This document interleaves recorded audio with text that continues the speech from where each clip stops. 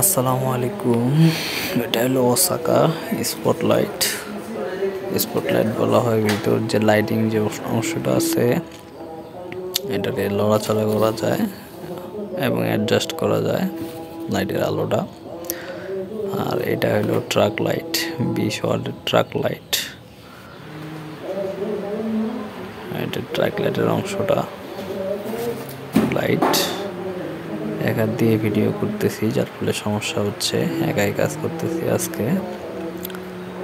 এই যে এটা হলো হ্যান্ডেল বলা যায়, আর ওই দুইটা হলো পিন, কানেক্টরের পিন। এটা ঘোরাইলেই আপনার ট্রাক লাইটের পয়েন্ট দুইটা ঠিক ট্রাক লাইটে লাগানো হয় ঘোরায়, এবং সোজা করলে ট্রাক লাইটের পয়েন্ট দুইটা ভিতরে ঢোকানো যায়। সোজা করে রাখা অবস্থায় ভিতরে ঢোকার পরে ট্রাক লাইটের এটা পয়েন্টটা, এই যে হ্যান্ডেলটা, এটা ঘোরাই দিতে হয় পিনটা। এই পিনটা ঘোরাই দিলে ট্রাক লাইটের যে পয়েন্ট দুটো আছে, পয়েন্ট দুটো ঠিক দুই পাতির মধ্যে যায়, বসে পড়ে ফেস এবং নিউট্রাল, এবং এটা অটোমেটিক টাইট হয়ে যায়।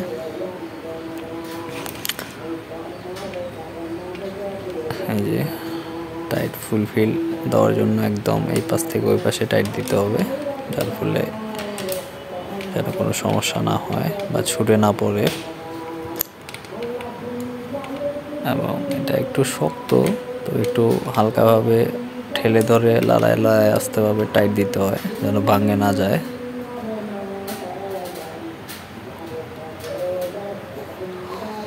চারটা চ্যানেল আছে, 120 ওয়াট করে চ্যানেলগুলো, এবং লাইটগুলো হলো 20 ওয়াট করে। একটা চ্যানেলেই 3টা করে লাইট থাকবে, 3টা বা 4টা করে লাইট থাকবে একটা চ্যানেলেই। এই যে ট্রাক লাইটের এখন সোজা আছে, পরে আবার ঢুকাই দেওয়ার পরে ঘোরাই দিলে পয়েন্ট দুটো বাইর হয়ে ঠিক জায়গার মতো যাবে। এই যে দুই পাশে দুটো পয়েন্ট আছে, ওই যে কালো কালো অংশ দুটোর ভিতরে যে দেখা তামার পাতির অংশ দেখা যাচ্ছে, এই সাইডেও একটা আছে তামার পাতির অংশ।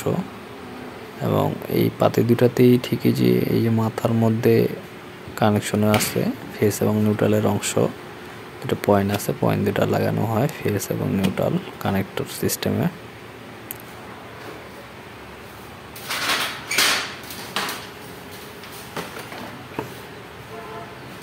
এটা একটা স্টুডিও।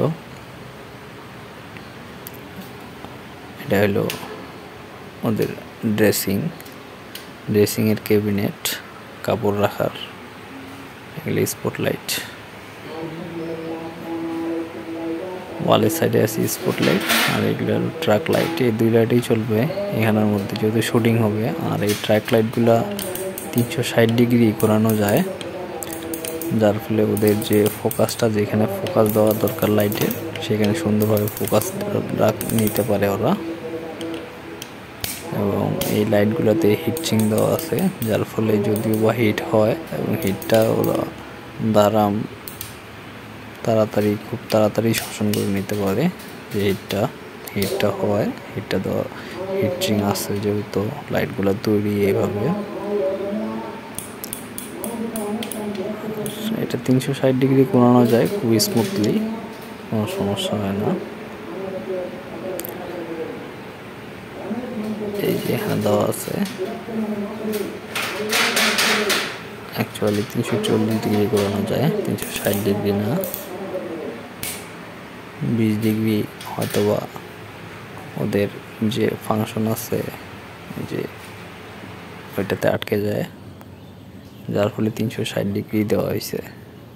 আর এটা হলো স্পটলাইটগুলো। এখানে 8টা স্পটলাইট আছে ওয়ালের সাইডে।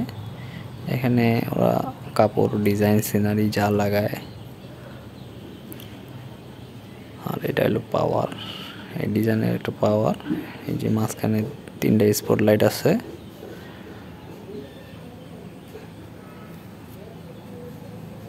স্পটলাইটগুলোর লাইন এখনো দেওয়া হয় নাই, কারণ আইপিএসের লাইন টানা হয় নাই। আইপিএসের লাইন টানে কানেকশন দিয়ে তারপরে দেওয়ানো হবে। সুইচ বোর্ডে অলরেডি কানেকশন দেওয়া হয়ে গেছে। এই যে এখানে একটা পাওয়ার, দুই পাশে 2টা পাওয়ার, মাঝখানে এই লাইটগুলা। ওইখানে শুটিং হবে। আর এটা হলো বাথরুম, 1 গ্যাং সুইচ। একটা স্পটলাইটই দেওয়া হয়েছে বাথরুমে। অ্যাকচুয়ালি এটা একটা রিপেয়ারিং কাজ। আর এই রুমের হলো মেইন বোর্ড হলো সুইচ বোর্ড হলো এটা 4 গ্যাং করে দুইটা সুইচ আছে আর 2 গ্যাংয়ের একটা আছে, মোট টোটালি 3 গ্যাং সুইচ আছে। এগুলো স্পটলাইট, ট্রাক লাইট।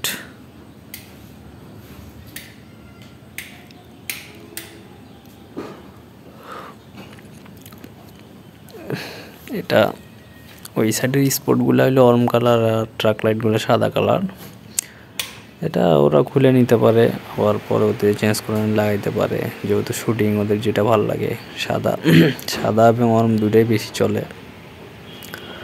আর এটা হলো main DB box, 7-9 DB box, 5টা এমসিবি আছে, একটা ডাবল, 3টা সিঙ্গেল।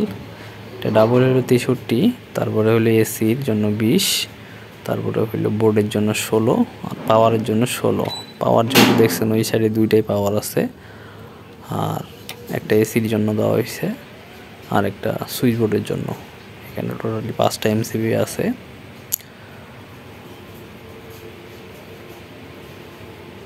ডিবি বক্স, ওগুলো পাওয়ার হলো ক্যামেরা।